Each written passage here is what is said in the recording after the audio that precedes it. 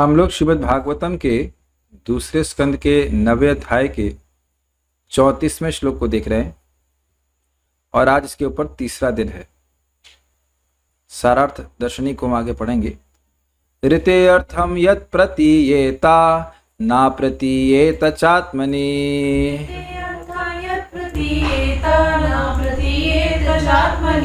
ऋते अर्थम यत् प्रतीयेता न प्रतीयेत चात्मनि।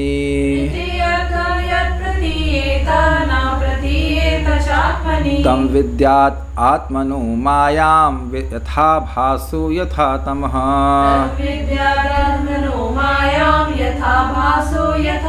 ऋते अर्थम यत् प्रतीयेता न प्रतीयेत चात्मनि। तद्विद्यादात्मनो मायां यथा भासो यथा तमः।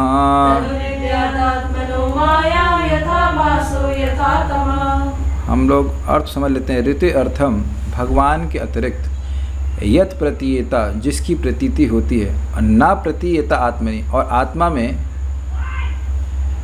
उन भगवान की प्रतीति नहीं होती, भगवान उसके हृदय में नहीं दिखते हैं। तद विद्या आत्मनो माया, उसको आत्मना अर्थात भगवान की, परमात्मा की, भगवान कह रहे हैं मेरी माया समझो।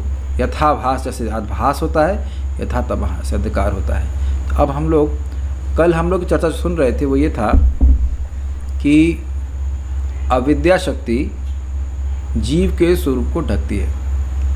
विद्या शक्ति जो कि माया की एक वृत्ति है, वह उसको प्रकाशन करती है, लेकिन वह भगवान का प्रकाशन करने में समर्थ नहीं है, क्योंकि विद्या शक्ति भी गुणों की ही वृत्ति, सत्वगुण की वृत्ति है। और भगवान कैसे हैं? पूरी तरह से निर्गुण है। ये सुना आपने सुना। और भगवान में इस प्रकार की विद्या अविद्या शक्ति सब विद्यमान नहीं है उनकी ही शक्ति, लेकिन उनमें विद्यमान नहीं है। जैसे बादल सूर्य की ही शक्ति है, लेकिन बादल सूर्य में नहीं है। बादल की सत्ता सूर्य से अलग नहीं हो सकती है, लेकिन सूर्य में बादल नहीं है स्वरूपतः। ठीक है ना? तो अब हम लोग आगे पढ़ते हैं।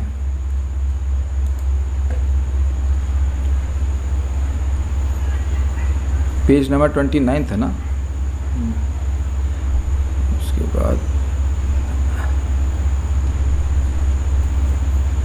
एक बात जो हमने यहाँ पे सुनी थी, श्लोक में कोट किया गया था कि देखिए भगवान की भक्ति निर्गुण है, इसलिए वह सतोगुणी चित्त की अपेक्षा नहीं करती है।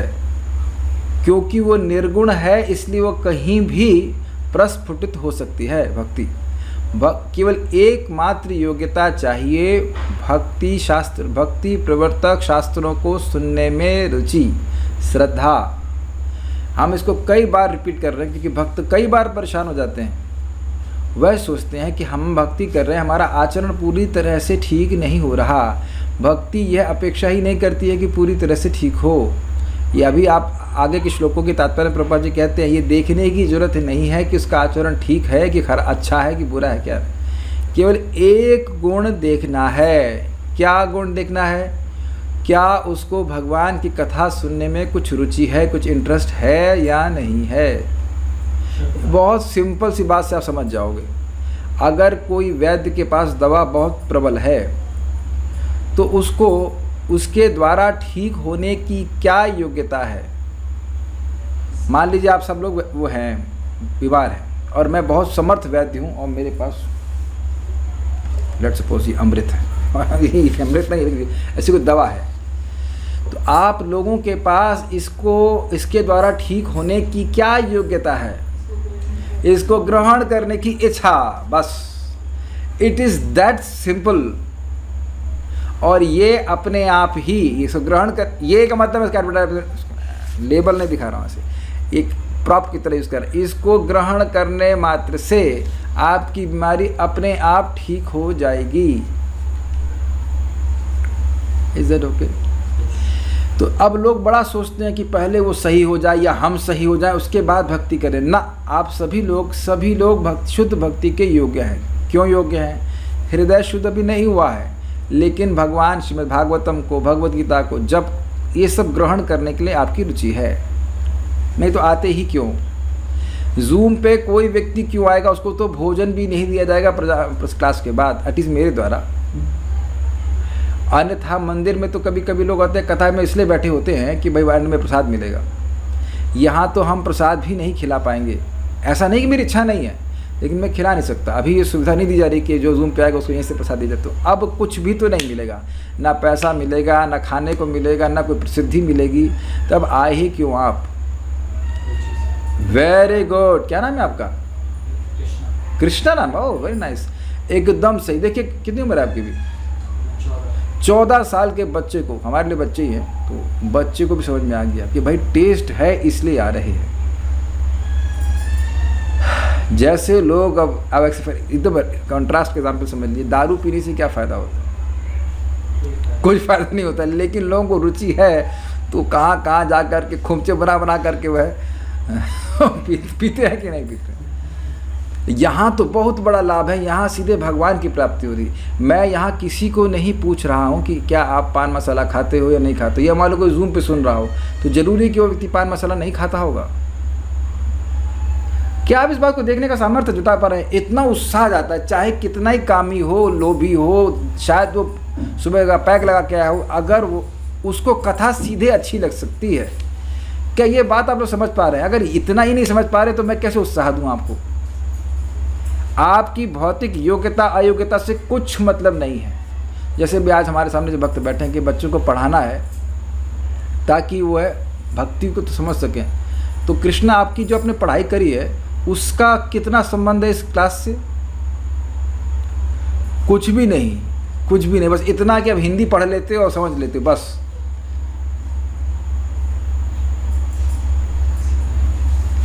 वास्तविक रूप से आज की शिक्षा का संबंध केवल पेट से है, बुद्धि से नहीं है। पेट पल जाना चाहिए। तो मेरी बहुत सिंपल एडवाइस है, अगर पेट पल जा रहा है किसी और तरीके से तो पढ़ने की ज़्यादा जरूरत नहीं। प्रभुपाद बोले हिंदी अंग्रेजी संस्कृत, बस हिंदी अंग्रेजी संस्कृत और बेसिक मैथमेटिक्स। नंबर जोड़ लो भाई, सब्जी खरीदने जाओ तो ये तो जोड़ 10 रुपये 20 रुपये उतना जोड़ सके बस। हाँ इतना। बाकी आप जो कुछ भी पढ़े हैं वो इसका कुछ प्रयोजन नहीं। जिसके लिए मार भी खाएं इसका कुछ प्रयोजन नहीं है। ना तो वो हमको मोक्ष देने वाला है और ना पेट भी पालेगा। कितनी सुंदर बात यहाँ पे लिखी है। कुत्ता, ये देखिए मैं अपने मन से नहीं बोल रहा हूँ, जिसकी श्रद्धा भगवान में है, जो भगवान के प्रति आदर भाव है, कृष्ण भगवान है, हमने गीता से भागवत से सुना है, उसमें विश्वास कर रहा है, तो कुत्ता खाने वाले व्यक्ति को भी पुनाती, पवित्र कर देती है। यानी भक्ति आपकी पवित्रता की अपेक्षा नहीं करती है, आपको स्वयं पवित्र कर देगी। बस हमारी श्रद्धा होनी चाहिए नाम में, भगवान की कथा में। अब बेसिकली भगवान की कथा में श्रद्धा होगी तो नाम में श्रद्धा तो अपने आप ही हो जाएगी। अगर ये मानते हो कि कथा सत्य है, मानते हैं आप? भागवत क्या कहती है? अयम ही कृत निर्वेशः जन्म कोट्य हंसामपि यद व्याजहार विवश नाम स्वस्तयन हरे। अमेजिंग श्लोक। भगवान के दूत कह रहे हैं कि ये अजामिल जो महान पापी है, उसको दिखा के कह रहे हैं अयम ही, निश्चित ही इसने, कृत निर्वेशो, इसने प्रायश्चित कर लिए हैं। तो महाराज कहते हैं जब यमदूतों ने ऐसा सुना तो उछल गए, प्रायश्चित कर लिया है, हमने तो कभी देखा नहीं इसको प्रायश्चित करते हुए। ये तो सदा ही वैश्यागमन कर रहा था, झूठ बोल रहा था, दारू पी रहा था।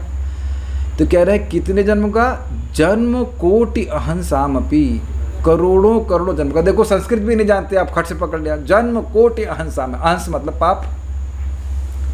कब किया भाई? यद व्याजहार विवश, विवश अवस्था में, ना चाहते हुए। यह भी अवेयरनेस नहीं थी कि वह नाम नारायण बोल रहा है। इस जगत में बहुत से लोग होते हैं कि नाम कुछ बोल रहे हो तो उसका अर्थ भी नहीं पता होता है। जैसे मेरे मित्र का नाम था अमर्श, अच्छा नाम है ना? क्या मतलब है अमर्श का? नहीं, अमर नहीं है।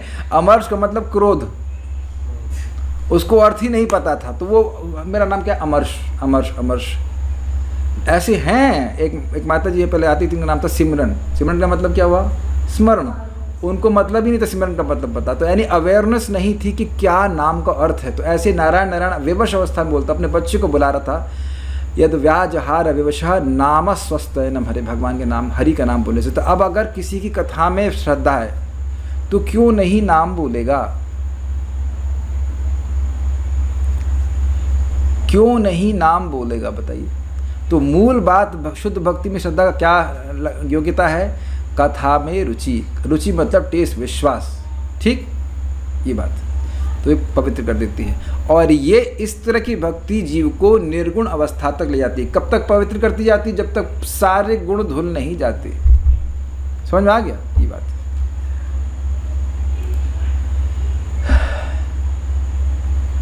अब हम लोग आगे पढ़ते हैं। यहाँ थोड़ा पढ़ लेंगे फिर समझ में आएगा। मैं एकमात्र अनन्या भक्ति द्वारा ही प्राप्त हूँ, भगवान कह रहे हैं। कोई भी व्यक्ति गुणातीत परमात्मा का सत्व गुण से संबंधित विद्या द्वारा अनुभव नहीं कर सकता, एवं जिसका तात्पर्य देहादि से व्यतिरिक्त आत्मज्ञान है, अपितु यह विद्या भक्ति द्वारा नष्ट हो जाती है। क्या शब्द है यहाँ पे? आपके पास फ़ोन नहीं तो आप फ़ोन यूज़ कर सकते हैं। मेरा फ़ोन कहाँ गया? फ़ोन यूज़ कर लीजिए। पढ़ाई हो रही है तो किताब तो खोलनी पड़ेगी। जो सुविधा लग रही हो वैसे देख, नहीं तो मेरा फोन जैसे देख लें। अब आपको यहाँ बहुत ध्यानपूर्वक सुनना है। भक्ति से अविद्या नष्ट होती है, यह तो आपने सुना था। और यहाँ क्या लिखा है? विद्या भी नष्ट हो जाती है। विद्या भी जो केवल आत्मज्ञान प्रदान करने वाली है, वह सत्वगुण की वृत्ति है, वह भी प्राकृत है, वह भी मटीरियल है, उसका भी नाश भक्ति करती है। जब तक माया का, भौतिक प्रकृति का थोड़ा सा भी अंश है, भगवान की अनुभूति नहीं होगी। तो अच्छा अंश और बुरा अंश दोनों का ही नाश करके निर्गुण अवस्था में पहुंचा देते। एयरपोर्ट में भी चुपके रहेंगे। एयरपोर्ट की देखो, समझो आप बात। एयरपोर्ट के बिना तो हवाई जहाज में नहीं बैठ सकते, तो एयरपोर्ट पहुंच जाना मतलब सत्वगुण। लेकिन एयरपोर्ट पे भी चुपके रहे तो हवाई जहाज में बैठ कर के ऊपर नहीं उठेंगे। आप उससे अधिक उदाहरण हम नहीं दे सकते। कुछ आप समझ रहे हैं? बिल्कुल एकदम स्पष्ट समझ में आ जाएगा। जब तक हम अब अपने टेम्पो में आ सकते हैं और रजोगुण तमोगुण में डाउन, तो एयरपोर्ट नहीं पहुंच सकते। एयरपोर्ट से हवाई जहाज बहुत नज़दीक है। सारी बातें स्पष्ट समझ आ रही हैं। लेकिन एयरपोर्ट फिर भी धरती पर है। तो जब व्यक्ति को उड़ना होता है तो वह एयरपोर्ट त्यागने के लिए बिल्कुल 100% उद्यत हो जाता है। उद्यत मतलब उत्सुक हो जाता है। उसको बिल्कुल अब एयरपोर्ट पे रहने की इच्छा नहीं होती। इनडिफरेंट हो जाता है, जो भी होता हो एयरपोर्ट पे होता हो। ये बहुत अच्छा एग्जाम्पल भक्त लोग देते हैं। जैसे मैं एक बार मेरे को फ्लाइट पकड़नी थी, तो मैं समझ गया पहले एयरपोर्ट पहुंचना है। एयरपोर्ट पहुंच गए, पहला चीज़ हवाई जहाज नहीं है, पहला चीज़ एयरपोर्ट। एयरपोर्ट पहुंच गए। अब एयरपोर्ट पहुंचने के बाद हम वेट कर रहे हैं कब हवाई जहाज आए और बैठ कर उड़ जाए। क्लियर? तो अब जब हम हवा में उठ गए तो क्या एयरपोर्ट में है? अब तो बिल्कुल स्पष्ट समझ में आ गया ना। उसी प्रकार से, और जब तक आप उठेंगे नहीं तब तक एयरपोर्ट पे ही हैं। Very good. तो सत्वगुण से सीधे ऊपर उठा देता है। अब एक रुचिकर बात है कि हवाई जहाज में हर तरह का आदमी बैठा हुआ है। तो उसके बाद टिकट है, जिसके पास टिकट है, जो टिकट लेके हवाई जहाज में घुस गया, हवाई जहाज उसको आसमान पे उठा ही देगा। जो एकदम पढ़ा लिखा नहीं है, 8वीं 6वीं भी पास है, वह भी हवाई जहाज़ में घुस गया तो हवाई जहाज़ उसको ऊपर उठा देगा। हवाई जहाज़ उसकी किसी योग्यता का मतलब नहीं, उसको कुछ नहीं रखता। बिल्कुल स्पष्ट समझ आ गया। ऐसे ही नाम बोलने वाला निर्गुण हो ही जाएगा। अच्छा, एक आप प्रैक्टिकल देखो। आपको लगता है कृष्णा कभी भागवत में रुचि से देख बैठेगा? आप लोग इस जीवन में सब कल्पना किए थे? आप छोड़ दीजिए, मैं भी कल्पना नहीं किया था। ये मेरे चमत्कार है। कृष्णा, आपको लग रहा था कि आप भागवत में बैठोगे, वो भी इंटरेस्ट के संग? आपको मेरी एक एक बात समझ में आ रही है? आपको जादू नहीं लग रहा? अभी आपको 14 साल के बच्चे, आज 2 14 साल के बच्चे मेरे पास। एक पांच प्रभु है, वो भी 14 साल के हैं। एक कृष्ण प्रभु, दोनों केस हैं। This interesting. और कृष्ण प्रभु भी 14 साल से। This is not easy. मैं आज उस व्यक्ति को कम से कम आधा घंटा प्रभु से बात किया। मैंने कहा, प्रभु आप मुझसे भी ज़्यादा भाग्यशाली। मैं 21 साल में आया, आप मुझसे 7 साल पहले भक्ति में आ रहे हैं, 14 साल। और इसी समय सब बिगड़ते हैं। अगर भक्ति करने लग जाए, बिल्कुल बच्चा लड़का एकदम स्थिर हो जाएगा, अपने आप ही गलत संग त्याग देगा।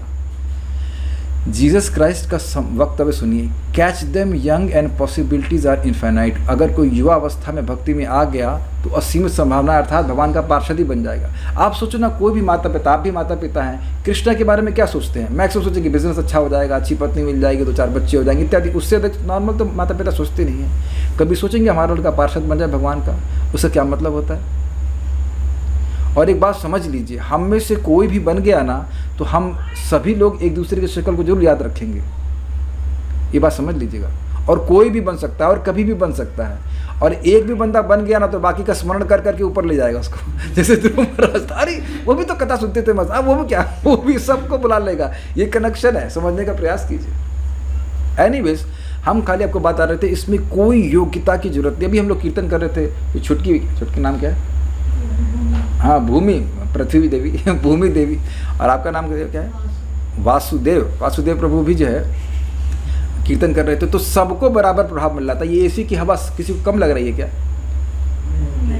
ओके है, ओके मतलब सबको ओके है। इस प्रकार से भक्ति में उपाधि की कोई स्थान नहीं है। छोटा बच्चा हूँ, बड़ा बच्चा हूँ, बुढ़ा हूँ, उससे कोई मतलब नहीं है। ठीक है, गॉट इट? इसलिए भौतिक पदार्थ, स्थान, कर्मफल, काल, ज्ञान, कार्य, कर्ता, विश्वास, चेतना की स्थिति, जीवन की प्रजाति और मृत्यु के बाद गंतव्य सभी भौतिक प्रकृति के 3 गुणों पर आधारित है। जो जीव मन से प्रकट इन गुणों पर विजय प्राप्त कर लेता है वह भक्ति सेवा की प्रक्रिया द्वारा स्वयं को मेरे प्रति समर्पित कर सकता है और इस प्रकार मेरे लिए शुद्ध प्रेम प्राप्त कर सकता है। द्रव्यम देशः फलम कालो ज्ञानम कर्म च कारकः श्रद्धावस्था कृतिर्निष्ठा त्रैगुण्यः सर्व एव ही। भागवतम से 11:25-30। इसलिए भौतिक वस्तु, स्थान, कर्मफल, काल, ज्ञान, कर्म, कर्ता, श्रद्धा, चेतना की दशा, जीव, योनि तथा मृत्यु के बाद गंतव्य, ये सभी प्रकृति के 3 गुणों पर आश्रित हैं। ये ने में निर्जिता सौम्या गुणा जीवे न चित्तजा भक्ति योगे न मन्निष्ठो मदभावाया प्रपद्यते। 11:25-32। हे स्वामी उद्धव, ये दरवाजे को बंद कर दिया, आपको नहीं आएगा। बद्ध जीवन की ये विभिन्न अवस्थाएं, कौन सी अवस्थाएं? ये जो सारी अवस्थाएं वर्णन की गई हैं प्रकृति के गुणों से पैदा हुए कर्म से उत्पन्न होती हैं। जो जीव इन गुणों को जो मन से प्रकट होते हैं जीत लेता है वह भक्ति योग द्वारा अपने आप को मुझे अर्पित कर देता है और इस तरह मेरे प्रति शुद्ध प्रेम प्राप्त करता है। क्या कहा गया यहाँ पे? देखिए, इस जगत में कर्मों से प्रभावित होकर व्यक्ति विभिन्न कर्म करता है और वह विभिन्न दशाओं को प्राप्त होता है जिनका वर्णन यहाँ पे हुआ। सतोगुणी लोग देवताओं को प्राप्त करते हैं, जो रजोगुणी है वो मनुष्यों की योनि को प्राप्त करते हैं और जो तमोगुणी है वह जानवर आदि की योनि को प्राप्त करते हैं। क्लियर है?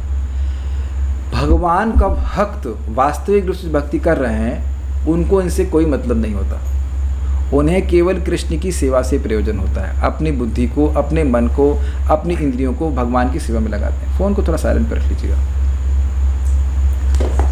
जब आप भगवान की भक्ति कर रहे होते हैं तो आपका देह स्पिरिचुअल वे में कार्य कर रहा होता है। रजगुण, तमोगुण, सतोगुण से उसका कोई मतलब नहीं होता। भगवान का प्रसाद कौन से गुण में है? निर्गुण। भगवान का नाम निर्गुण, भगवान की तुलसी देवी निर्गुण, धाम निर्गुण, सब। मैं कलुषित हूँ लेकिन मैं निर्गुण वस्तुओं का सेवन कर रहा हूँ। बहुत क्लियर समझ में आ जाना चाहिए। तो बुद्धिमान व्यक्ति, जो सबसे अधिक बुद्धिमान है, वही देखेगा क्या मेरा जीवन यापन आसानी से चल रहा है। आसानी का मतलब मेरा पेट भर जा रहा है, हाँ जी, सोने के लिए इधर, हाँ ठीक है, तो अब मैं इससे अधिक आवश्यकताओं को पूर्ति नहीं करूँगा। ये मेरे शब्द नहीं हैं।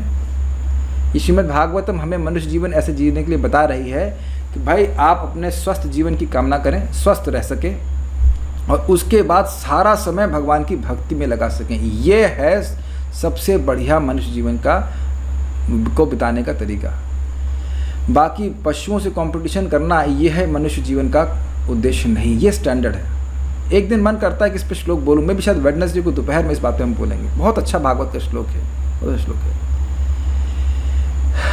जीवस्य तत्व जिज्ञासा न यश्चेह कर्म भी।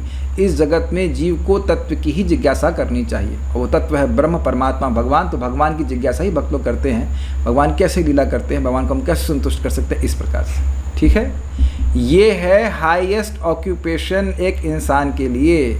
इंजीनियर बनना, डॉक्टर बनना, यह सब हाईएस्ट ऑक्यूपेशन नहीं है। ये ऑक्यूपेशनल ड्यूटीज़ हैं, ठीक है, जो कर ले अपना पेट पालने के लिए, समाज को चलाने के लिए। लेकिन समाज को चलाने का उद्देश्य है कि हम भगवान को संतुष्ट करें और भगवान को संतुष्ट करने का तरीका है श्रवण, कीर्तन, स्मरण और पूजन, भगवान की भक्ति करना। भगवान संतुष्ट नहीं होंगे तो हम कभी संतुष्ट नहीं हो सकते। ये भक्त समझता है, इसलिए भगवान की सेवा करता है। जैसे बहुत स्पष्ट है, आपके हाथ कभी आपके देह से अलग नहीं चलते। वो जानते हैं कि पेट को हम भोजन देंगे तभी हमारा नरिशमेंट प्राप्त होगा। इस प्रकार से भक्त लोग कन्विंस रहते हैं, तो अब भगवान की भक्ति करने में लगे रहते। फिर एक मन में आएगा, तो अभी आप कह रहे सतोगुण में पहले आना चाहिए और उसके बाद निर्गुण अवस्था को प्राप्त करना चाहिए। हम सतोगुण को अलग से कल्टीवेट नहीं कर रहे हैं, भगवान की समझने का प्रयास कीजिए। प्रभुपाद जी से यही पूछा गया। प्रभुपाद जी ने कहा एक ही समय में प्रवचन में कि प्रहलाद महाराज सतोगुण में है, फिर कहते हैं प्रहलाद महाराज निर्गुण में। तो पूरी जन प्रभु समझा रहे थे, तो प्रभुपाद से पूछा कि आपने एक ही समय में कहा सतोगुण में है और दूसरी तरफ कहते हैं निर्गुण है, तो क्या है वो? कहने के ही इज निर्गुण बट ऑपरेट्स इन सतोगुण। समझे? सतोगुण की जो जीवन शैली है वो सतोगुणी है, लेकिन कार्य निर्गुण है। जैसे मान लीजिए मैं केवल फल खाऊं, सतोगुण, लेकिन फल को अर्पित करके ग्रहण कर रहा हूं तो वह निर्गुण। क्लियर हो गया ये बात? जो भी कार्य भगवान की सेवा के संबंध में कर रहे हैं वो सब निर्गुण है, लेकिन अब हम लोग बड़े घोर कार्य नहीं करते। जब हम चले जाएं ऑयल रिग में, वहाँ ऑयल निकाल रहे हैं, तो अब उसको कैसे भगवान से कनेक्ट करेंगे बताइए आप? बड़ा मुश्किल है। उग्र कर्म योग नहीं होता है। और इस पे लोग बहुत सारे विरोध कर सकते हैं, लेकिन स्वयं अपने चित्त में अनुभव करें। इसीलिए शास्त्र कह रहा है ठीक है 50 साल तक तुमको कुछ करना हो कुछ कर लो, उसमें भी भक्ति तो करना है, लेकिन 50 साल के बाद तो बिल्कुल भक्ति ही करना चाहिए। मैं फिर रिपीट कर रहा हूँ इस बात को। देखिए, जो समय हम भगवान की कथा में डायरेक्ट भक्ति में लगा रहे हैं, उसकी महिमा का आप अंदाज़ा नहीं लगा सकते, नाम जप का अंदाज़ा नहीं लगा सकते। आज भी मैं क्वांश को समझा रहा था कि आप अभी नहीं समझ पा रहे हो कि ये 4-5 माला करने का मतलब क्या है। एक एक नाम का अनंत लाभ है। हम देख रहे हैं वैसे भी 14 साल के बच्चों का तो कोई पाप गिना भी नहीं जाता शास्त्र के अनुसार, कोई अपराध पाप कुछ होता नहीं। क्या ये अपराध किए हैं बताइए? कुछ भी नहीं। क्या ये नियम भंग किए? कुछ भी नहीं। प्रभुपाद जी बड़ा स्पष्ट कहते हैं, अपराध से रहित कोई व्यक्ति नाम जप कर रहा है इस इमीडिएटली ऑन लिबरेटेड प्लेटफॉर्म। दिखाई नहीं पड़ता है इसलिए लोग करते नहीं। बच्चों को तो और माला कराना चाहिए, बाद में भले अपराध करते, बचपन में तो कुछ भी अपराध नहीं है। कौन सा वैष्णव अपराध क्या होता है बेटा? वैष्णव अपराध किया हमने कोई? इन्हें पता ही नहीं वैष्णव क्या है, अपराध क्या करेंगे बताइए? क्या करेंगे अपराध? तो ये जो माता पिता कहना है ना कि बच्चों को, हमें अभी तो बच्चे हैं अभी नहीं कर, नुकसान करवा रहे हैं बच्चों का, बहुत नुकसान करा रहे हैं। एनीवेज, अब एक प्रश्न होगा। मैं खाली से बातों कर रहा था कि भाई भगवान की भक्ति करने से व्यक्ति गुणों को पार करके सीधे निर्गुण अवस्था को प्राप्त कर लेता है। प्रभुपाद बड़ा सुंदर से कहते हैं, जैसे मानो कोई जज की सीट पे बैठे तो उसके लिए उसको बहुत तपस्या करनी पड़ेगी तब जब सीट पे बैठेगा, लेकिन ऐसा भी कोई जादू हो सकता है कि जज की सीट पे बैठते ही वो जजमेंट देने लग जाए? ऐसा होता नहीं है, लेकिन भक्ति में ऐसा ही होता है। किसी तरह भक्तों की संगति में आकर व्यक्ति भक्ति करने लगे तो भक्तों का जो बीमारी है उसको लग जाती है। और क्या बीमारी है? भगवान के श्रवण कीर्तन की। वो चाहे कैसा भी, वो अपने आप योग्यता आ जाती है। जैसे आप लोग आश्चर्य करोगे, मान लो हम जैसे आप यहाँ पे अभी भागवतम नहीं बोल पाएंगे, ऐसा जादू हो कि आप यहाँ बैठे और भागवतम बोलना शुरू कर दें, तो भक्ति अपने आप ही योग्यता देगी। और यह आप अपनी आँखों से देखेंगे, अपनी आँखों से देखेंगे। ये चाय पीने की आदत कहाँ गायब हो गई? खा गए भगवान, सब कुछ खा जाएंगे, सब कुछ खा जाएंगे, सारे अनर्थ खा जाएंगे। जिन जिन अनर्थों से आप सोच रहे हो कि आज हम जूझ रहे हैं, वो ऐसे गायब होंगे जैसे गधे के सर से सींग, एकदम गायब हो जाएगा। बस कठिनाई यह है कि लोग छोड़ देते हैं प्रोसेस बीच में। ठीक है, आगे पढ़ते हैं। क्या मुक्त जीव को प्रत्यक्ष परमात्मा का परोक्ष अनुभव करने हेतु भक्ति प्राप्त करनी होगी? मुक्त जीव मतलब जो अविद्या से निवृत्त हो गया है, विद्या शक्ति में स्थित है, क्या उसको भगवान का साक्षात्कार अपने से नहीं होगा? क्या उसको भक्ति करेगा तभी भगवान की प्राप्ति होगी? मान लो ये प्रश्न उठाए तो उत्तर दे रहे हैं। ज्ञानाधिकारी व्यक्ति के लिए विद्या सांख्य, योग, तपस्या आदि अन्य विधियों से मिश्रित भक्ति द्वारा उत्पन्न होती है। अर्थात वह अपने को देह से पृथक रूप में देखने का विचार करेगा। मैं देह नहीं हूँ, मुझे भोग नहीं करने। वो योग कर रहेगा, तपस्या करेगा, लेकिन भगवान से जोड़ करके करेगा। भगवान की भक्ति का मिश्रण नहीं करेगा तो अब उसको उसकी भक्ति मतलब जुड़ेगी ही नहीं। एक एग्जाम्पल हम आपको दें, बड़ा सिंपल एग्जाम्पल है। कूटू के आटे की रोटी आप लोग कभी एकादशी में बनाए हों तो उसमें आलू का मिश्रण करना ही पड़ता है, नहीं तो रोटी बनती नहीं है।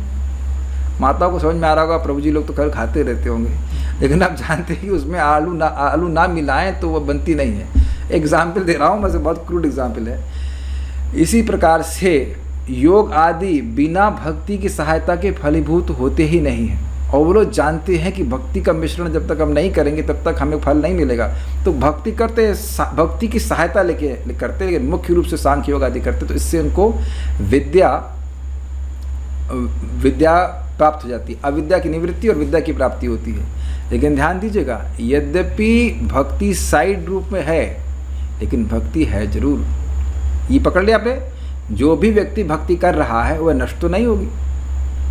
जो लोग, मायावादी की बात नहीं कर रहा हूँ, जो लोग ब्रह्मवादी भी हैं, ब्रह्मवादी इज नॉट मायावादी, ब्रह्मवादी ब्रह्म की उपासना कर रहा है, भगवान के बारे में कुछ नहीं बोल रहा है। मायावादी कहता है कि भगवान निराकार है, ये अपराधी है, लेकिन ब्रह्मवादी केवल ब्रह्म का अनुशीलन कर रहा है। और वो लोग सोचते हैं कि हम अविद्या से निवृत्त हो जाए तो उसके लिए हरे कृष्णा भी कर लो। किसके लिए हरे कृष्णा करो?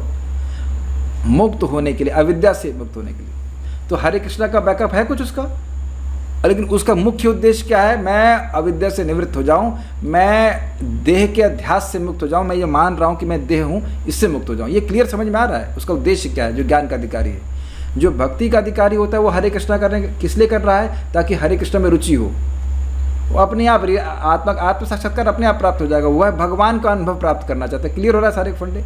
ब्रह्म का अनुभव करने वाला भगवान का अपराधी नहीं है, वो केवल ब्रह्म के को जानता है, ब्रह्म की अनुभूति करना चाहता है। भगवान यह नहीं बोल रहा है कि भगवान निराकार है, बिल्कुल समझ लीजिएगा इसका भेद। लेकिन मायावादी कहता है कि भगवान निराकार है, तो वो अपराधी हो जाता है, उसको नहीं मिलता रियलाइजेशन कुछ। क्लियर? ठीक है। वह विद्या अपनी तारतम्य अनुसार, मतलब कितनी बढ़ी हुई विद्या उसके अनुसार अविद्या को नष्ट कर देती है। 100% बढ़ी हुई है तो समाप्त कर देगा।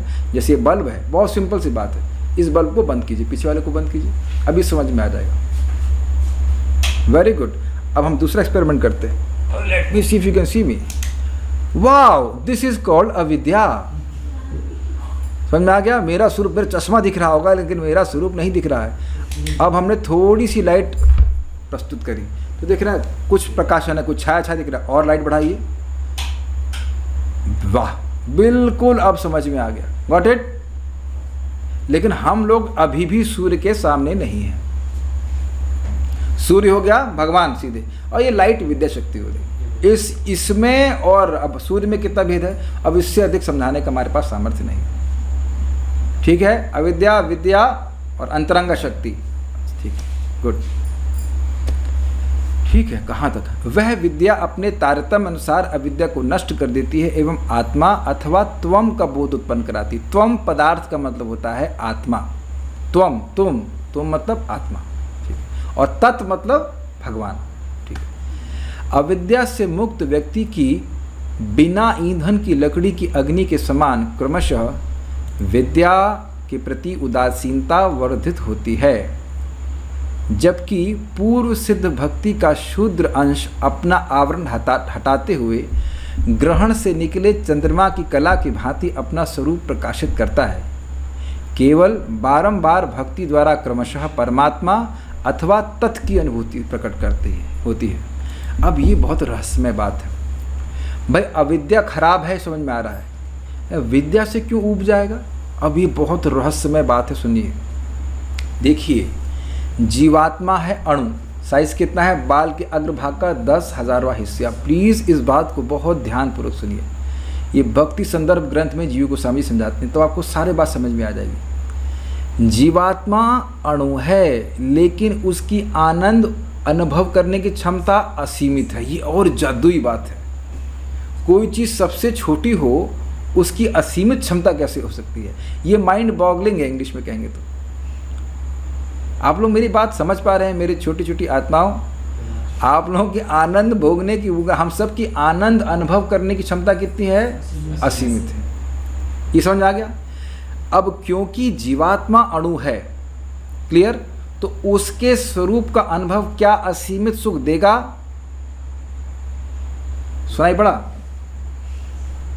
प्रश्न बड़ा क्लियर है ना? जीवात्मा अणु है तो उसको अपने स्वरूप की अनुभूति कैसे हो गई? विद्या के द्वारा। भगवान की अनुभूति नहीं हुई, तो क्या उसको असीमित सुख मिला? नहीं। Got it? इसलिए वह ऊब जाएगा। मैं बता रहा हूँ, एक भक्त कह रहे थे कि हम पढ़ना चाहते हैं, आपको मैं जो पढ़ा रहा हूँ यहाँ पे, यह समझ जाए ना तो भक्ति में एकदम आपका पूरा दिमाग ही घूम जाएगा, बिल्कुल तेज़ी से घूम जाएगा, एकदम फंडे क्लियर हो जाएंगे। हम इस तरह से नहीं पढ़ते। कोई हैंड रेस करते कि इस तरह से पढ़ते हैं शास्त्र को। ऐसा पढ़ के आप समझेंगे ना तो आपका बिल्कुल एक क्लास ही पूरी ज़िंदगी घुमा सकती है। अब विद्या से तो सुखी हो ही नहीं सकते, तो हम दुखी ही होंगे। विद्या से भी पूर्णतः सुखी नहीं होंगे। और इसे सोचें, क्या इससे भी श्रेष्ठ कोई सुख है? क्या प्रमाण है इसका? प्रमाण स्वयं शुकदेव गोस्वामी ही हैं। शुकदेव गोस्वामी जी आत्मानुभूति में पूरी तरह निष्ठ थे, जगत की किसी वस्तु में आसक्त नहीं थे, फिर भी भगवान की लीलाओं के द्वारा आकृष्ट हुए। प्रमाण हम और भी प्रथम स्कंद में सुनते हैं। आत्मरामश्च मुनयो निर्ग्रंथ अपि उरुक्रमे कुर्वन्ति अहेतुकीं भक्तिम इत्थम भूतगुणो हरि। जो आत्मराम हैं, जिनकी अविद्या नष्ट हो गई है, वह आत्मा के स्वरूप में ही अनुभव करते हैं, रमण करते हैं। आत्मा रामश्च मुनयो, मुनिगण है, मननशील हैं। निर्ग्रंथ अपि उरुक्रमे, जिनकी अविद्या रूपी ग्रंथि खुल गई है।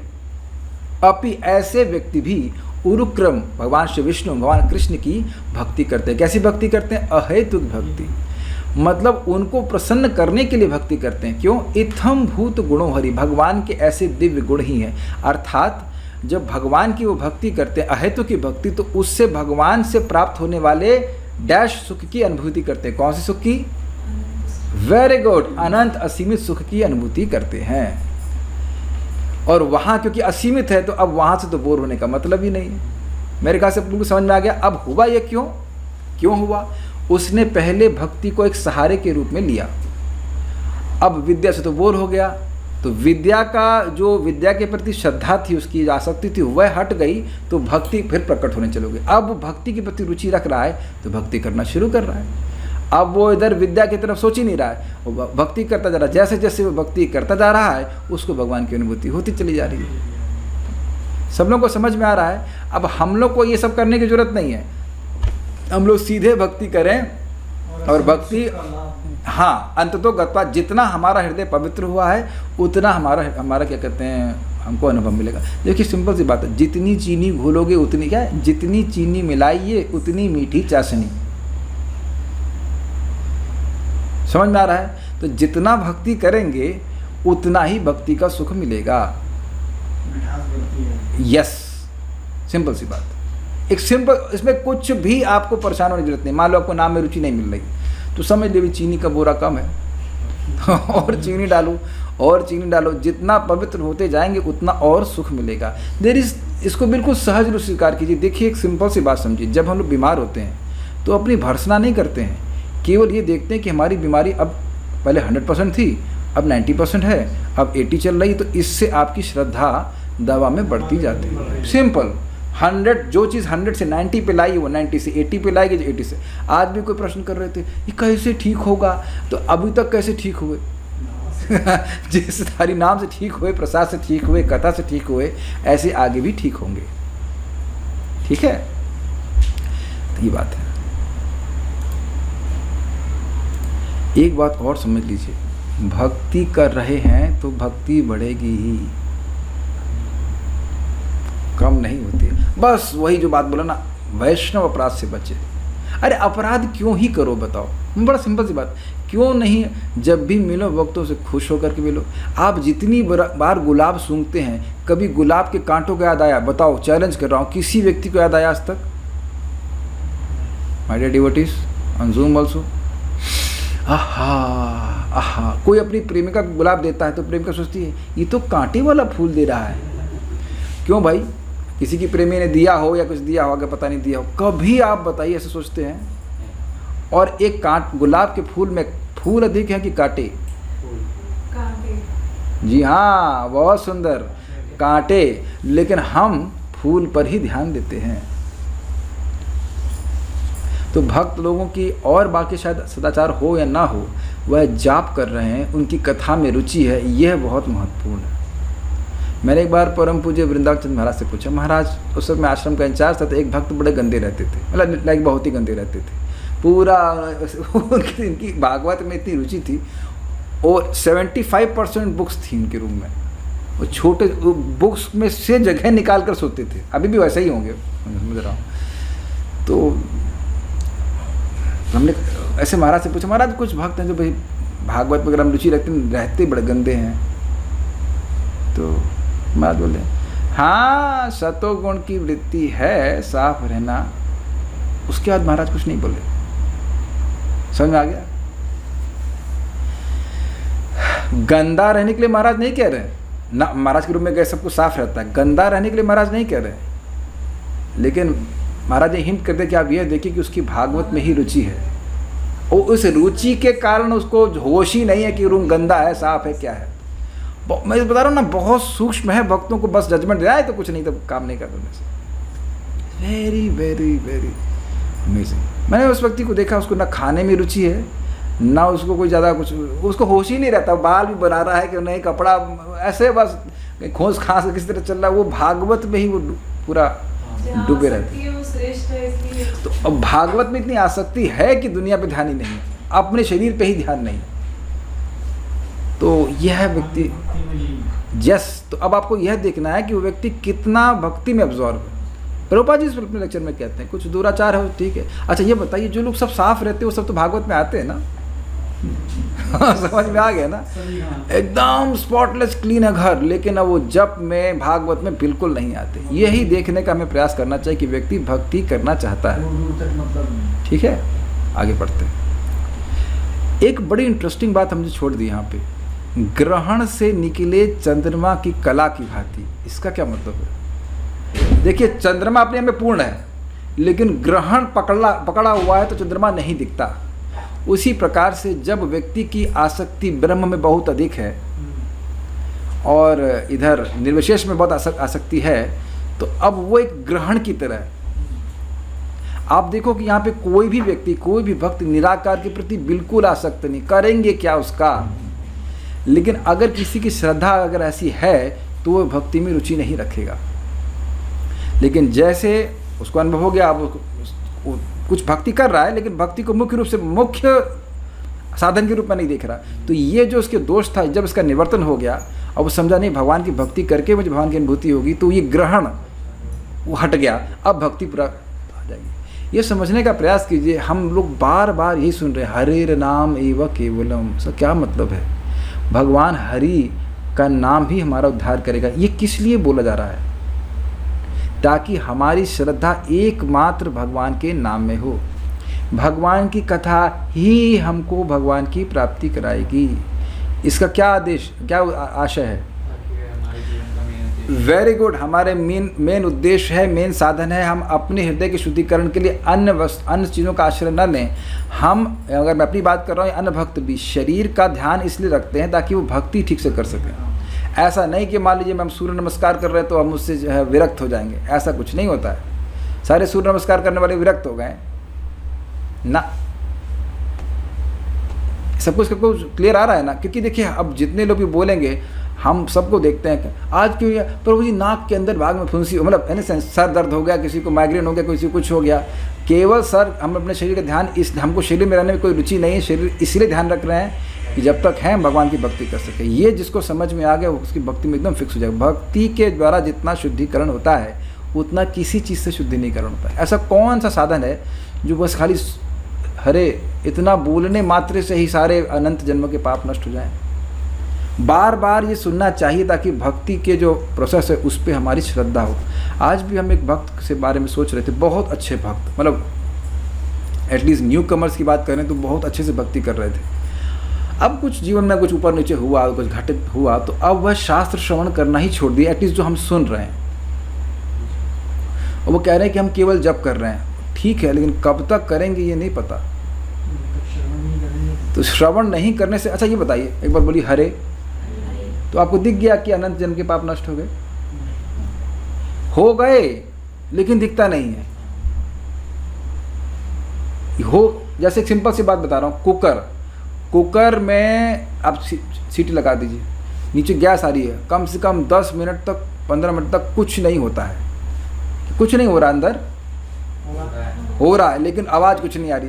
कुछ समय के बाद आवाज़ आती है। ये तो बहुत अच्छा एग्जाम्पल है। एक भक्त हैं वैष्णव, 3 लाख नाम उच्चारण करते हैं, वह ये बात बोल रहे थे आप ये हरे बोल रहे हो, कृष्ण बोल रहे हो, आपको लग रहा है कुछ नहीं हो रहा है, लेकिन वो अंदर प्रेशर डेवलप हो रहा है। और क्या प्रेशर के रूप में होता है? व्यग्रता, व्याकुलता। जैसे आज हमको मालूम चला कि वहाँ पे क्लास नहीं हो पाएगी, मैं तुरंत व्याकुल हो गया, अरे शाम को क्लास नहीं हो पाएगी, शाम को क्लास नहीं हो पाएगी, क्या करेंगे, क्लास कैसे नहीं हो पाएगी, कहाँ करें कहाँ करें। ऐसी व्याकुलता सभी के हृदय में होती है दुनिया में। अच्छा नहीं हो पाएगी, अच्छा चलो अच्छी बात है, चलो शॉपिंग करने जाते, इज इट नॉट? हमें भक्त लोग बोले यहाँ पे जो बताए हुए हैं, क्या है हम जब भी आते हैं क्लास कैंसिल हो जाती है, हमको बड़ा अच्छा लगा। हमने कहा ठीक है, पर अभी ये लोग भक्त है, इनके लिए तो क्लास करना ही पड़ेगा। हम कहा भाई तो गुस्सा हो जाएंगे। जैसे कोई मेहमान आए, क्या है, हमें भोजन भी नहीं दिया, इतनी दूर से आए।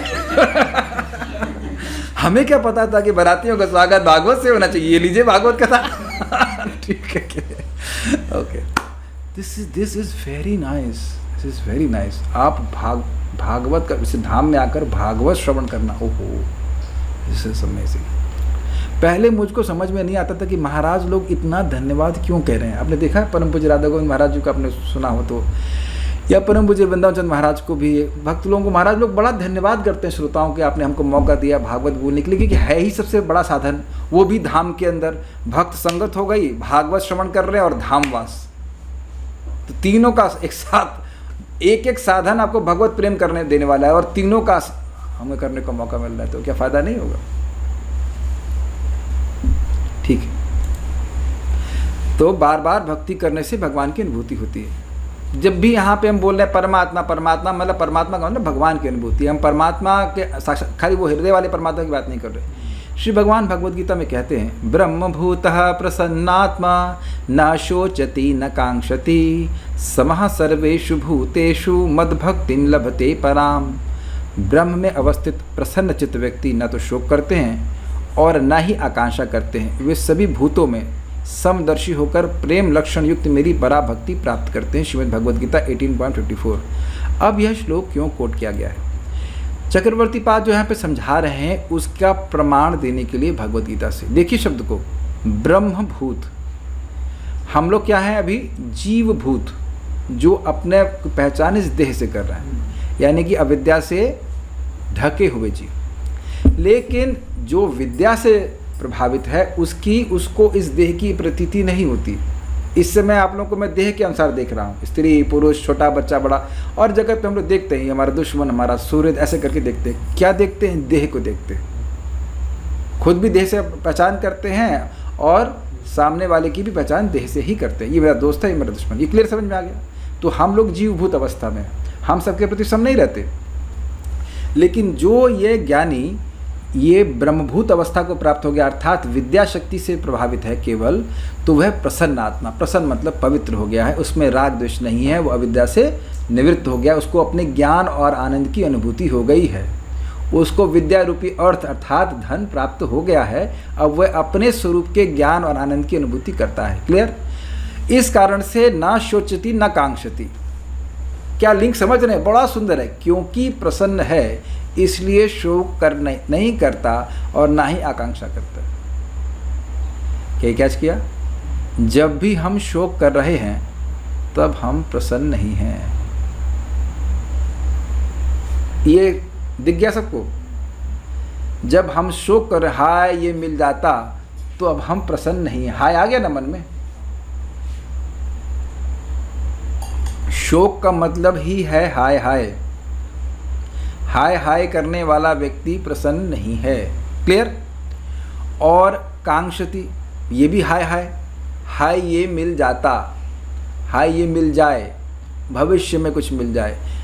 पुराना सोच के रो रहा है ये नहीं मिला, और भविष्य सोच करके रो रहा है काश यह मिल जाए। वो जो भी वस्तु मिलेगी वो किसको मिलेगी? वेरी गुड, शरीर को मिलेगी। आप लोग बड़े तेज हो गए। शरीर को मिलेगी, उसे कुछ नहीं मिलेगा। तो जब जो व्यक्ति अपनी पहचान देह से कर ही नहीं रहा, तो वह शरीर से संबंधित किसी भी वस्तु की अपेक्षा क्यों करेगा कि मुझे मिल जाए? क्लियर हो गया ये बात? ठीक। उसके बाद एक अविद्या का फंक्शन है राग और द्वेष।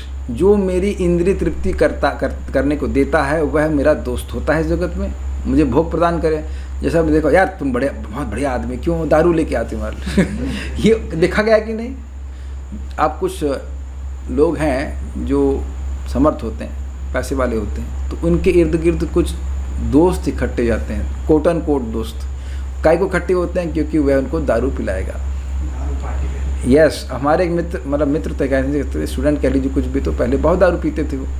साधना अच्छी थी उनकी, मतलब 365 दिन 365 दिन 365 डेज। एकादशी को भी, एकादशी को अन्न नहीं ग्रहण करते ना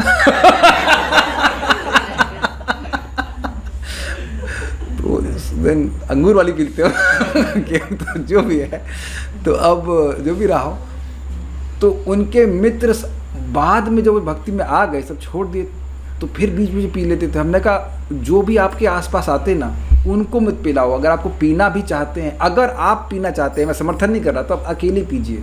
मैं पीने के नहीं कह रहा था, मैंने कहा अगर आपसे नहीं रहा जा रहा तो आप अकेले पीजिए, तो देखिए वह भी छूट जाएगा। संगत से ही व्यक्ति को प्रोत्साहन मिलता है, शराब में भी।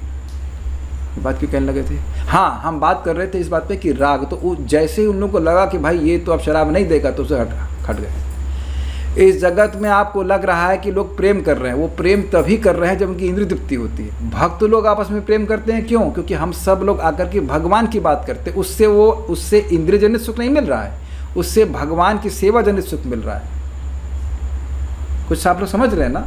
हम लोग भी एक स्वार्थ लेकर के आते हैं यहाँ पे। स्वार्थ मतलब इन अ गुड सेंस कि हाँ, हमारी मति कुछ भागवत में लगेगी, मुझे कुछ बोलने को मिलेगा भगवान के बारे में, आप लोग को सुनने को मिलेगा। ये असली स्वार्थ है, और ये अच्छा है, ये बहुत अच्छा है, यही अच्छा है। लेकिन अन्य लोग, जो कोई भी आपको लग रहा है कि बड़ा अच्छा है, वो उसको अपना उल्लू सीधा करना है, वो अपनी इंद्रिय तृप्ति चाहता है, और जैसे ही उसकी इंद्रिय तृप्ति नहीं मिलेगी, वो तुरंत दुश्मन बन जाएगा। Case in point is Kansa और देवकी, उनकी ही बहन है। बड़ा राग, बड़ा आसक्ति अपनी बहन से हो रहा है कि खुद ही वह क्या कहते हैं, घोड़ा गाड़ी चला रहे हैं, लेकिन जैसे मालूम हुआ कि इनका लड़का मारेगा हमको, तुरंत तलवार उठा ली। शर्म भी नहीं आए कि उनकी बहन है, शादी का समय, स्त्री है, छोटी है, तो उस पर तुम कैसे चला सकते हो? तुम शूरवीर, तुमको कायर नहीं कहेगा कोई? कायर नहीं, बल्कि क्या कहेंगे, जो भी कहेंगे, मतलब भर्सना करेंगे तुम्हारी। कुछ उसको शर्म नहीं आई।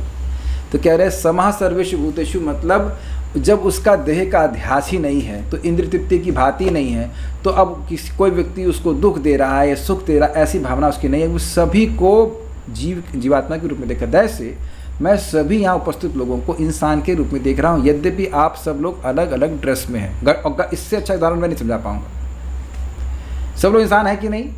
कॉमन फैक्टर देख रहे हैं। ऐसे ही इसके परे हमारी चेतना हो जाएगी जब हम, क्योंकि मैं अपने आप को इंसान के रूप में देख रहा हूँ, तो अब अगर मैं अपने को आत्मा के रूप में देखूंगा तो बोलिए वेरी गुड, हम सबको आत्मा के रूप में देखेंगे, दोस्त और दुश्मन के रूप में नहीं देखेंगे। बल्कि और अच्छा इसे प्रभुपाद एक्सप्लेन करते हैं गीता में, एक भक्त वास्तविक रूप से जो उन्नत भक्त हो जाता है, तो उसके प्रति कोई खराब बर्ताव करता है तो वह सोचता है कि ये मेरा दुश्मन नहीं है, ये मेरे कर्म का एक हिस्सा है। मतलब मैंने गलत कर्म किया तो मुझे प्राप्त होगा। अरे बहुत मैं इस पर रिफ्लेक्ट कर रहा था कि भाई देखो, हम लोगों को कोई ना कोई रोग है, मतलब नहीं है तो भगवान करे ना हो, लेकिन भगवान करते हैं कि हो जाता है, कुछ ना कुछ तो है। तो क्या वो दूसरे की वजह से हो रहा है? मान लीजिए किसी का लीवर फैटी हुआ है, तो वो घी कोई और खाया है बता दीजिए। अगर किसी का फैटी लीवर है तो घी तो मैं ही खाया हूँ ना, तो मैं दूसरे को कैसे ब्लेम करूँ? कभी कोई बताइए, कोई पागल कहलाएगा ना, उसका फैटी लीवर हो, तुमने घी खाया है इसलिए मेरा लीवर फैटी है, ऐसे बोल सकता है क्या? कभी वह दूसरे को अपनी ऐसे उंगली दिखा सकता है कि तुम्हारी वजह से मेरा लीवर फैटी हुआ है? क्या आज तक बताइए, हैंड रेस करिए, किसी को मुंह में ठूंसा गया है घी, ऐसे मुंह खोल के ले पी, ऐसा कुछ नहीं, तुम खुद खाए हो। ज्ञान में अज्ञान में हम कभी कंप्लेन नहीं कर सकते ना। इसी प्रकार से अगर कोई खराब बर्ताव करता है तो हमारा ही कर्म है, अन्यथा वो नहीं कर सकता, करेगा ही नहीं। अगर कोई पैसा चुरा के ले गया तो हम भी पिछले जन्म में चुराए हैं किसी से। इसलिए अगर आज आपको रोग हो रहा है, कोई तो पहले का किया कोई पाप है, अन्यथा नहीं हो सकता है। तो इस प्रकार से, और हाँ, भक्ति में कोई सहायता कर रहा है तो उसे अपना मित्र मानता है, ये भावना रखता है, इम्पर्सनल नहीं हो जाता। तो कह रहे समः सर्वेषु भूतेषु, अर्थात किसी से द्वेष नहीं करता। ये सब बातें मैं इतने व्याख्या क्यों कर रहा था? ये श्लोक में आप भूतेषु तक एंड कर दीजिए, और ये दिखा रहा है उस व्यक्ति की स्थिति जो विद्या शक्ति से प्रभावित है। अभी उसको भगवान का अनुभव नहीं हुआ। कहाँ लिखा है भगवान का अनुभव? लिखा है कहीं? कहाँ लिखा? देखिए, भूतेषु शब्द से पहले तक आप देखिए, कहीं इसमें भगवत अनुभव है? नहीं ना। उसके बाद कह रहे हैं मद भक्ति लभते पराम। Got it? इसके बाद में भक्ति करते करते मेरी दिव्य प्रेम भक्ति को प्राप्त करता है। बहुत अच्छा श्लोक है, कई बार आपने सुना होगा, लेकिन इस तरह से आप शायद नहीं सुने होंगे। बहुत ज़बरदस्त श्लोक है, भगवद गीता अमेजिंग है। क्या सब लोग समझ पा रहे हैं? इधर ब्रह्मभूता प्रसन्नात्मा न शोचति न कांक्षति समहा सर्वेषु भूतेषु। स्टॉप। ये विद्या तक का लेवल हुआ। उसके बाद मद भक्ति लभते पराम। तब आप प्रश्न करेंगे तो फिर क्या हमको पहले विद्या शक्ति से पहुंचना है? ना ना, भगवान की भक्ति अपने आप ही आपको उस तरफ लेके चली जाएगी, अपने आप ही लेके चली जाएगी। ये इनका क्रम का प्रोसीजर है। जैसे सिंपल सी बात है, आप लोअर स्टेज पे बैठे हो, ग्राउंड फ्लोर पे हैं और आपको फर्स्ट फ्लोर टॉप फ्लोर पर पहुंचना है, तो एक तरीका क्रम से आप सीढ़ी से चढ़िए और दूसरा लिफ्ट से चढ़िए। तो लिफ्ट भी तो आपको उन स्टेजेस से ऊपर लेके जा रही है, लेकिन स्पीड बहुत तेज है। आप जब लिफ्ट में बैठे होते हो तो सीढ़ी की तरफ देखते भी नहीं हैं, बल्कि आप वो देखते हो कि एक स्टेज आया, देखा जो खुली वाली लिफ्ट होती है, एक पार हो गया, दूसरा पार हो गया, तीसरा पार हो गया, लेकिन यह कभी नहीं सोचते कि मैं अपनी शक्ति से ऊपर उठ रहा हूं। Is it not? बहुत बड़ा सूत्र मिला ना भक्ति का। भक्ति में अपनी चेतना को आप ऊपर उठते हुए देखेंगे ही, और बड़ी तेजी से होते हुए देखेंगे, लेकिन कभी यह नहीं सोचना चाहिए कि यह मेरी वजह से हो रहा है।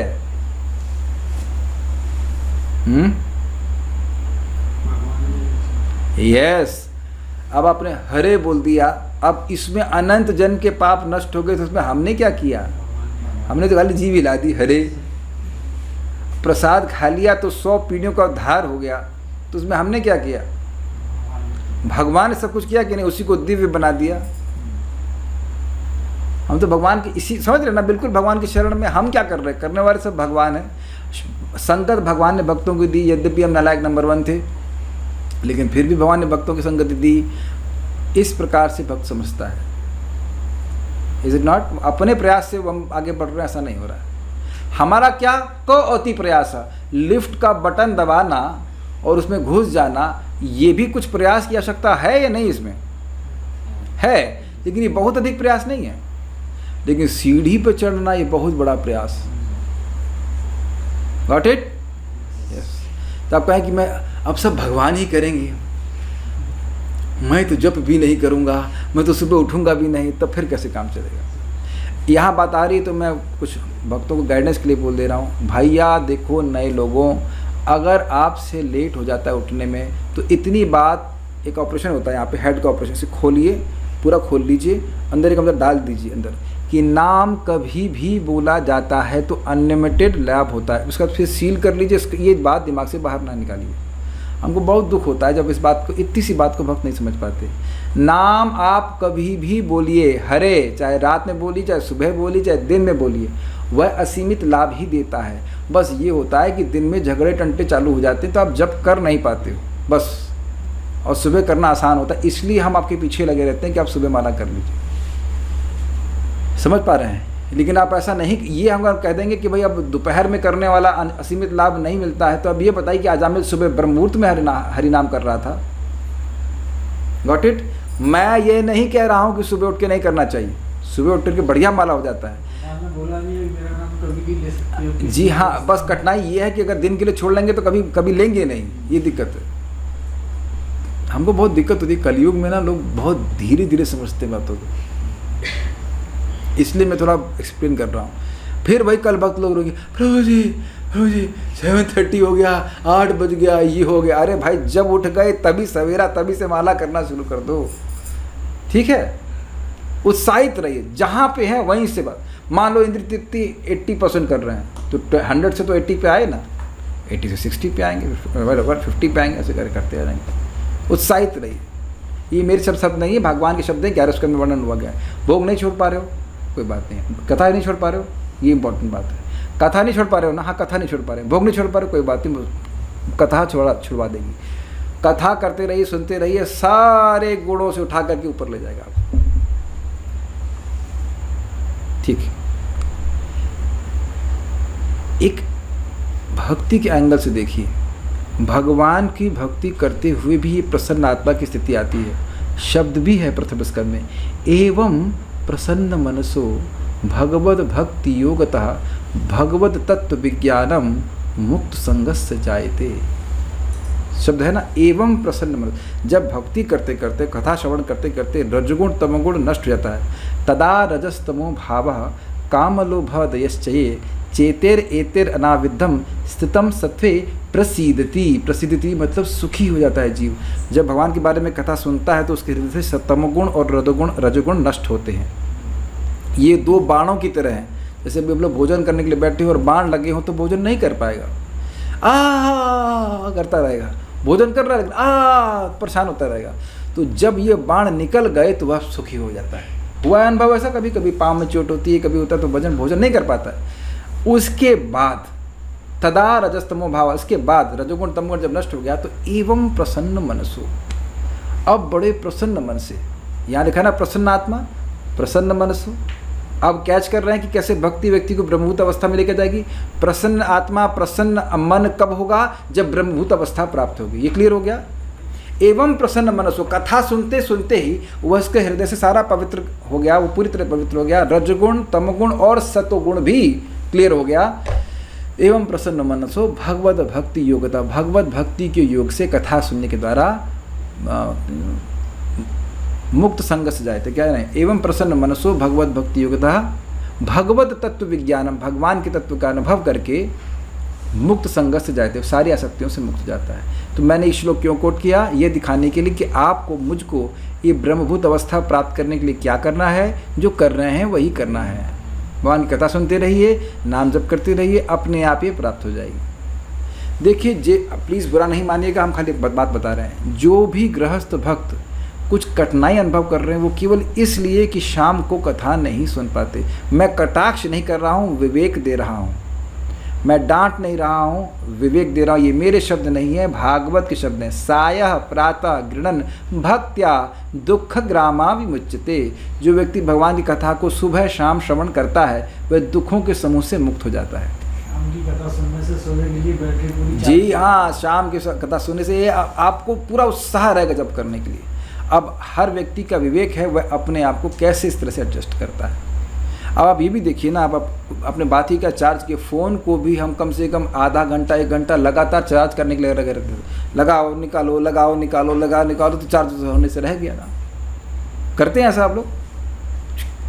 ऐसे तो नहीं करते भाई, घंटा भर कम से कम चार्ज है, फिर आप 1 घंटा फ़ोन करते हैं चार्ज, पूरा दिन काम करता है। अब काटिए इस बात को, 1 घंटा आप शाम को क्या हो जाएगा? नहीं, बहुत कुछ हो जाएगा। 1 घंटा आपको पूरी रात के लिए चार्ज करेगा। और सुनिए ध्यान से, भक्ति विज्ञान महाराज बहुत बढ़िया बात बता रहे थे। इस समय आप जो कर रहे हो ना, बुद्धि का जो उपयोग किया आपने, बुद्धि भगवान में लगी। अब ये बात आपकी रात की नींद के समय डाइजेस्ट होगी।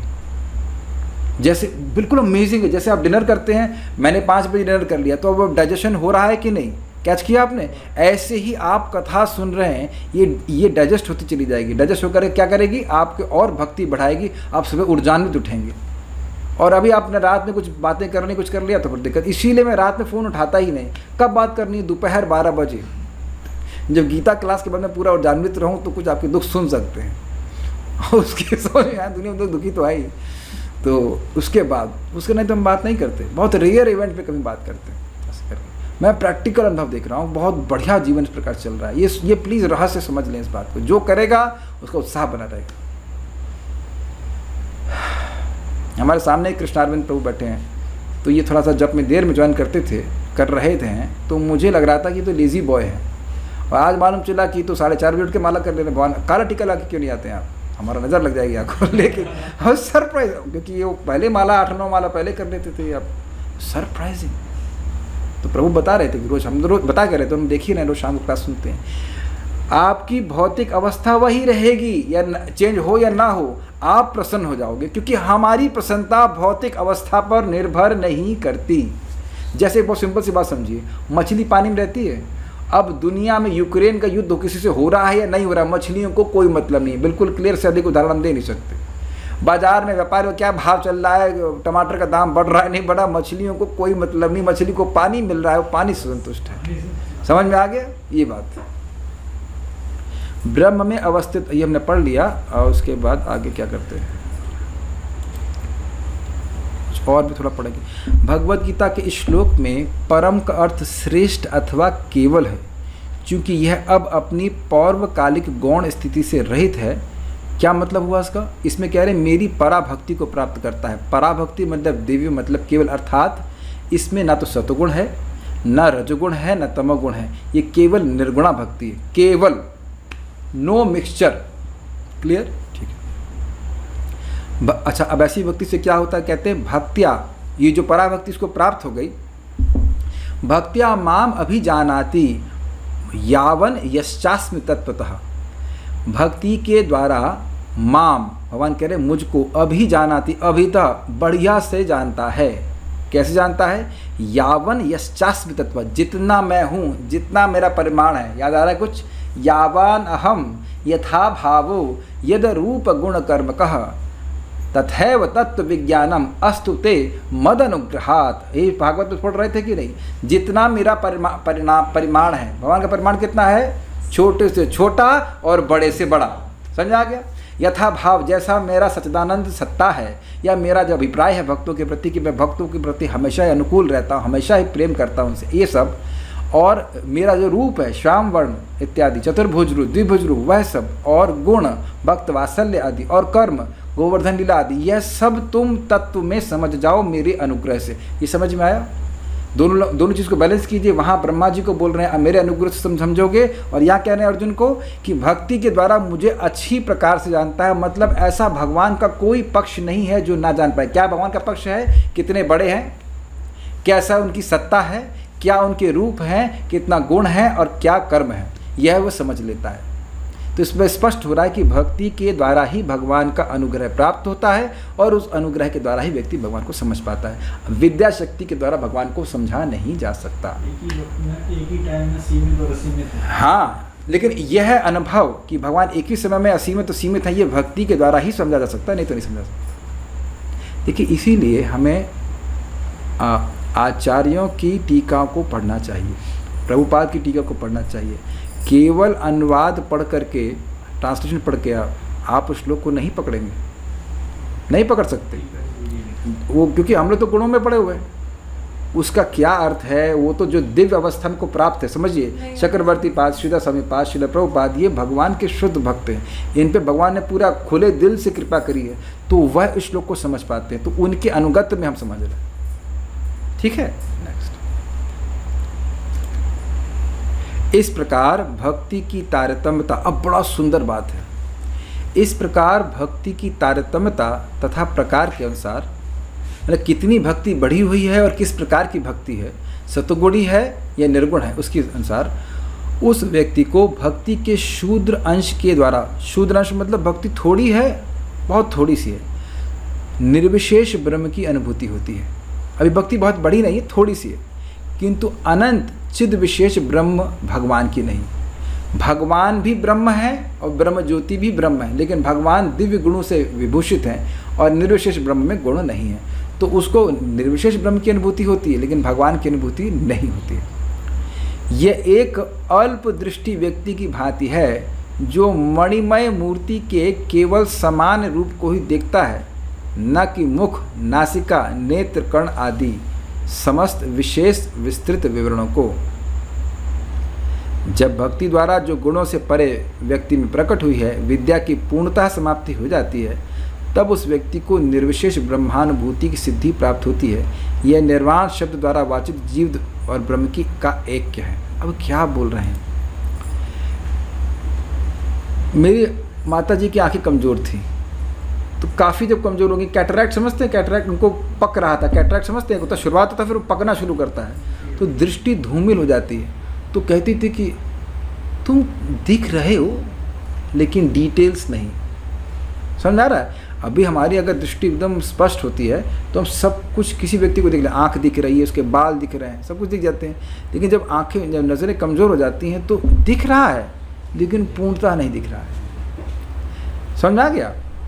तो उसी प्रकार से उसकी भक्ति अभी परिपूर्ण नहीं है, तो ब्रह्म की अनुभूति तो कर लेता है, विद्या हट गई और ब्रह्म की अनुभूति कर रहा है, लेकिन भगवान की अनुभूति नहीं कर पा रहा। स्पष्ट समझा गया?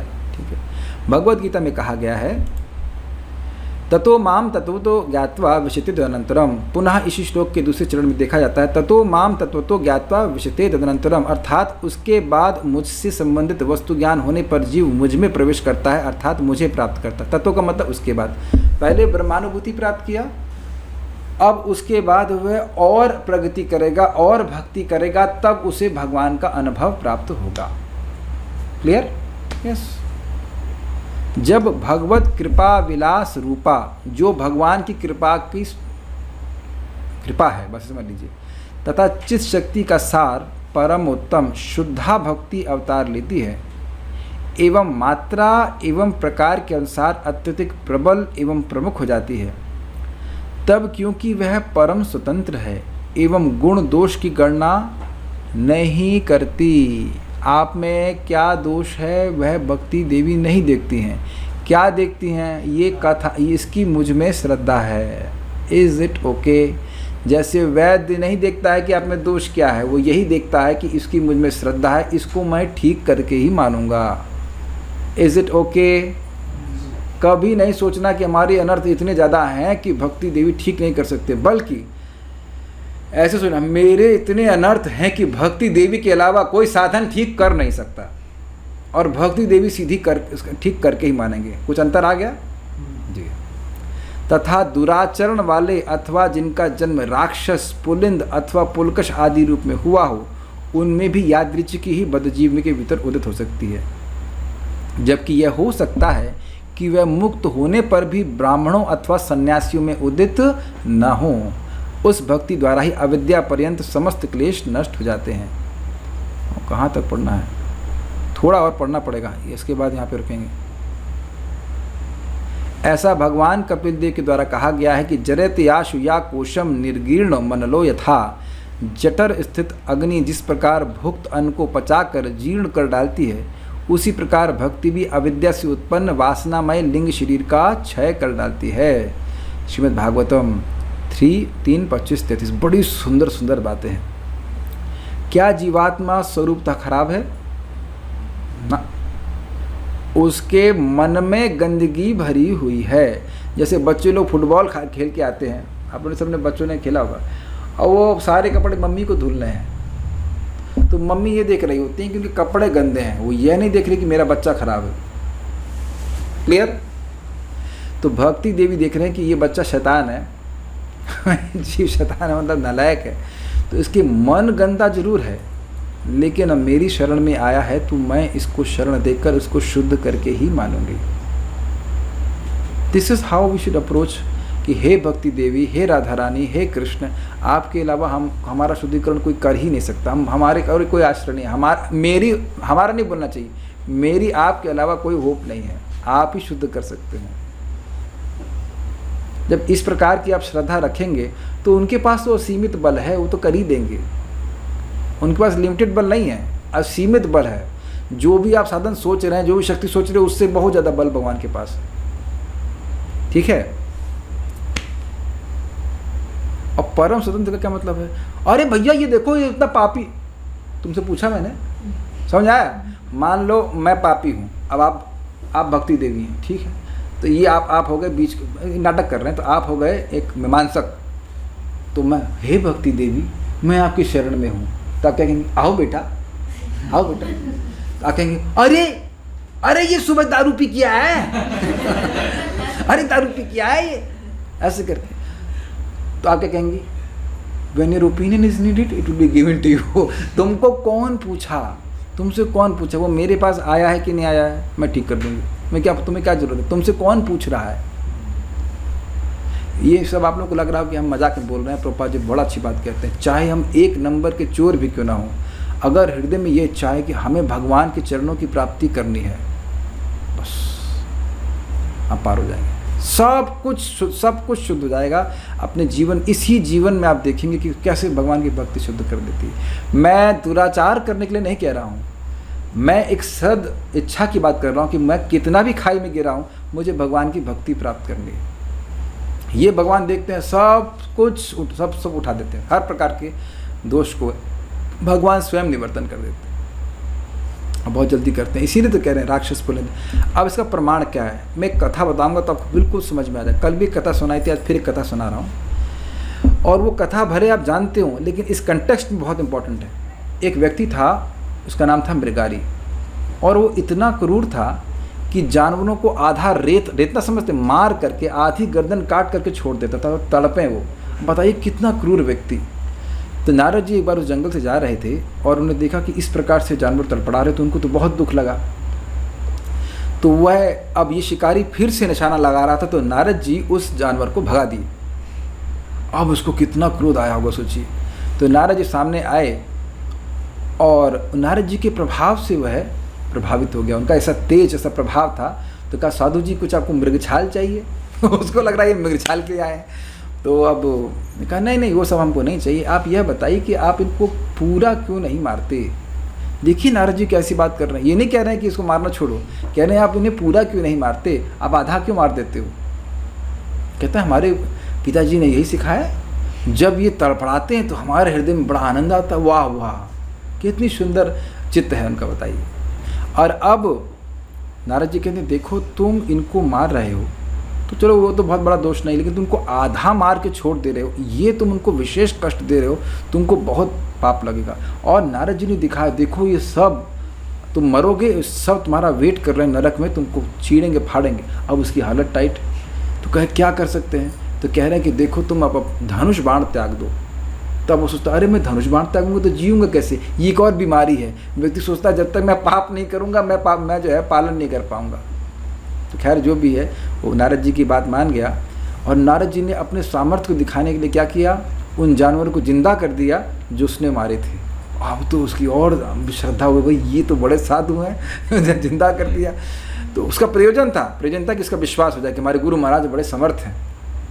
तो अब उसके बाद उसने कहा कि तुमने जो भी पाप कमाई है वो तुम साधुओं को वैष्णवों को दे दो और तुम सारे पाप छोड़ दो। तो वह ऐसा ही किया, भगवान का नाम बोला, तुलसी जी की परिक्रमा करने के लिए बोला। नारद जी तुलसी जी की सेवा की जरूर बोलते हैं, वैष्णव बड़े महत्वपूर्ण बात बताते हैं, तुलसी जी की सेवा करो, भगवान का नाम जप करो। तो उसने ऐसा ही किया, एक कुटिया बना ली, अपनी पत्नी से वहाँ रहने लगा। अब गाँव में हल्ला हो गया कि मृगारी साधु बन गया है। क्या घटना देखी आपने, एक अत्यंत राक्षस जैसा व्यक्ति, वह भी भक्तों की अचानक कृपा हो गई। क्यों आए नारद जी पता नहीं, कुछ नहीं कह सकते नारद जी क्यों आए। और ऐसे ही नारद जी हैं, वो पूरी तरह समर्थ हैं। आप एक एक व्यक्ति पूरी तरह इंडिपेंडेंट है कि आप भक्ति को किसी को भी दे सकते हो। ये भगवान ने आप लोगों को लिबर्टी दी है, ये लिबर्टी भगवान को नहीं है। अगर भगवान डायरेक्ट भक्ति दें तो भगवान में पक्षपात का आरोप हो जाएगा कि इसको दे रहे इसको नहीं दे रहे। जो कार्य भगवान नहीं कर सकते वो कार्य हम लोग करने को दिया। सोच रहे हैं, ये मेरे शब्द नहीं, आप पढ़ लीजिएगा अहेतुकीय प्रतिहता वाले में चक्रवर्ती पाद की टीका। भगवान ने अपने भक्ति देने का एकमात्र अधिकार भक्तों को दिया, इसीलिए अपने भक्त के रूप में आए। इसलिए महाप्रभु को कोई नहीं रोक सकता, धड़ाधड़ भक्ति दे रहे थे कि भक्त हैं। लेकिन भगवान के रूप में वो भक्ति नहीं देते हैं, डायरेक्टली नहीं देते हैं। भक्ति करता है तब मिलता है, लेकिन डायरेक्ट नहीं देते हैं। आप देख रहे हैं अपनी कितनी इंडिपेंडेंस। आप किसी को भी बोल सकते हैं हरे कृष्णा करने के लिए, आप किसी के लिए भी चाह सकते हैं कि भगवान का भक्त बन जाए, किसी के लिए भी चाह सकते हैं, किसी के लिए, any one, any damn person, चाहे वो अब मुर्गा खाने वाला हो, चाहे शराब पीने वाला, चाहे कुछ भी हो। भक्तों के संकल्प से ही भक्ति आती है। हम लोगों को जो भी कोई भक्ति प्राप्त हुई है वो किसी भक्त की वजह से कि हम कहाँ जाएंगे, शायद कोई भगवान की बात सुन ले। Is it not? एकदम बात समझ लीजिए, जो भगवान नहीं कर सकते वो भगवान ने सिस्टम ऐसे बना रखा है कि भक्त के द्वारा ही देंगे, भक्त के द्वारा ही देंगे। समझ पा रहे हैं आप जो कृपा किसी पे कर सकते हैं वो भगवान के, वो कृपा भगवान की ही है, लेकिन आप ही दे सकते हो, आप ही कृष्ण के बारे में बता सकते हो उस व्यक्ति को। एनीवेज, तो हम ये बात, तो हम खाली बोल रहे थे नारद जी ने कोई दोष देखा कुछ नहीं, उनका अटूट भक्ति पे विश्वास है। जैसे वैद्य का दवा पे बहुत विश्वास होता है, वो एक नहीं कई पेशेंट डील कर चुका है ना, तो क्या ये भी शुद्ध हो जाएगा। जब वो मानने को तैयार होगा, उनके आश्रय मानने को तैयार हो गया, तो उन्हें ऐसे करा। अब 1 साल बाद नारद जी फिर घूमने आते हैं वहाँ पे, देखिए हमारा शिष्य क्या हुआ। जनरली शिष्य मतलब ड्रॉप कर देते हैं, ब्लूप कर जाते हैं, भक्ति नहीं कर रहे होते, गुरु महाराज के आने भक्ति करते हैं। तो अब जो भी है वह भजन कर रहा था, तो आए तो वह पर्वत मुनि के साथ में थे और नारद जी को देखकर वो गुरुजी को प्रणाम करता है। तो प्रणाम करने से पहले उछला, वो उछलने के बाद वह प्रणाम किया। तो फिर उसका जो नारद जी पूछे क्या चल रहा, कह रहे बड़ा गुरु महाराज बढ़िया चल रहा है। तो कहते ये बताओ कि तुम उछले क्यों? तो कह रहे सामने कुछ चींटियां थी जो उनको मारना नहीं चाह रहा। तो 1 साल में कितना परिवर्तन स्पष्ट समझ आ गया कि भक्ति कहीं भी उदित हो सकती है। तो अब आप ऐसे उदाहरण शास्त्र में क्यों दी जाते हैं? और हम में से ऐसा तो कोई नहीं रहा होगा, और ऐसा रहा हो तो भी शुद्ध हो जाओगे। ठीक है, ये बात बोल रहे। सबके लिए स्कोप है, इसलिए किसी को यह नहीं सोचना चाहिए कि व्यक्ति उसको भक्ति प्राप्त नहीं होगी। इसलिए कह रहे हैं विद्या अविद्या सब नष्ट कर देती है भगवान की भक्ति। कुछ पढ़ेंगे और उसका फिर हाँ, अब ये लास्ट ये इंटरेस्टिंग सेक्शन है कि जैसे भोजन पच ना रहा हो तो क्या करते हैं? अग्नि को प्रदीप्त करते हैं। तो व्यक्ति की अग्नि प्रदीप्त है, पेट की जठराग्नि, तो जो भोजन करता है वह भोजन अपने आप पच जाता है। ये तो समझने की जरूरत नहीं, तो सबको पता ही है। भोजन खा लिया है और वह भोजन अपने आप पच जाता है। पचाने के लिए अलग से प्रयास नहीं करते। एकदम समझ आ गया, ये फोकस करेगा इस पे। पचाने के लिए अलग से प्रयास नहीं करते। ऐसे ही भक्ति करिए, अविद्या से निवृत्त होने के लिए अलग से प्रयास करने की जरूरत नहीं है। Got it? जैसे जब जिसको जॉन्डिस होता है तो उसको मीठी चीज़ें कड़वी लगती हैं, जॉन्डिस की वजह से। वही मीठी चीज़ों का सेवन करने से मिठास अनुभव होने लगती है और रोग अपने आप नष्ट हो जाता है। हम लोगों को चिंता करने की जरूरत नहीं है कि अविद्या कब नष्ट होगी। जितनी बार भागवत का संपर्क हो रहा है, जितनी बार भगवान का प्रसाद का संपर्क हो रहा है, जितनी बार आप नाम उच्चारण कर रहे हो, वह कुछ नष्ट ही हो रही। बल्कि मैं ये थोड़ा गलत बोल गया। चक्रवर्ती बात कहते हैं कि एक ही नाम अविद्या को भी नष्ट कर देता है, केवल जगत में अपने प्रभाव को कुछ समय के बाद दिखाता है, क्योंकि एक ही नाम में अनंत लाभ है। अब ये सब बात हम सुनेंगे नहीं तो कभी समझ में नहीं आएगी।